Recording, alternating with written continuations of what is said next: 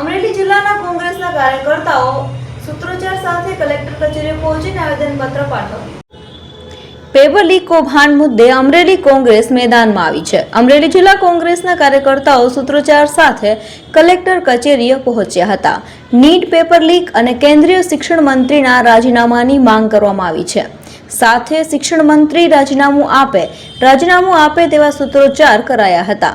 વિદ્યાર્થીઓમાં ભાવિ સાથે થતા છેડાથી સરકાર સામે કોંગ્રેસ નારાજગી વ્યક્ત કરી હતી। કલેક્ટરને આવેદનપત્ર મારફતે રજૂઆત કરાઈ હતી। જ્યારથી ભારત દેશની અંદર નરેન્દ્ર મોદીની સરકાર આવી છે ત્યારથી શિક્ષણ વ્યવસ્થા છે ખતમ કરી નાખી છે। વિદ્યાર્થીઓનું ભવિષ્ય ખતમ કરી નાખ્યું છે। અવારનવાર છે નીટ જેવી મહત્વની જે ડોક્ટર બનવા માટેની જે પરીક્ષાઓ છે એના પેપર ફૂટી જાય ત્યારે નરેન્દ્ર મોદીની સરકારની નિષ્ફળતા કહેવાય।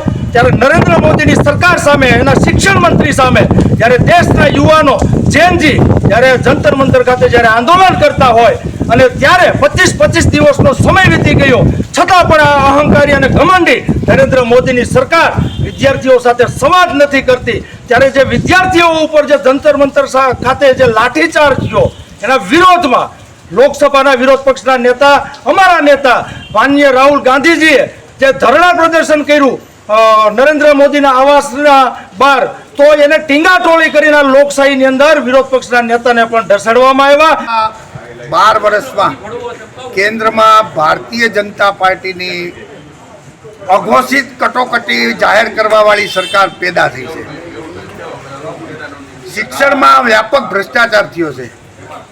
ભ્રષ્ટાચાર તો ઠીક પણ શિક્ષણનો વેપાર કરનારા આરએસએસના દલાલો શિક્ષણ સંસ્થામાં ઘૂસી ગયા છે અને પોલીસ ખાતામાં પણ આરએસએસના દલાલો ઘૂસી અને સિવિલ ડ્રેસમાં પોતાને પોલીસ ગણાવી અને બેરમીથી વિદ્યાર્થીઓને જે કંઈ માર્યા છે અને એ અત્યાચારમાં આપણી એક બેન દીકરી કે જે ખરેખર શિક્ષણનો અવાજ ઉઠાવવા માંગતી હતી એમનું કરુણ મોત થયું છે।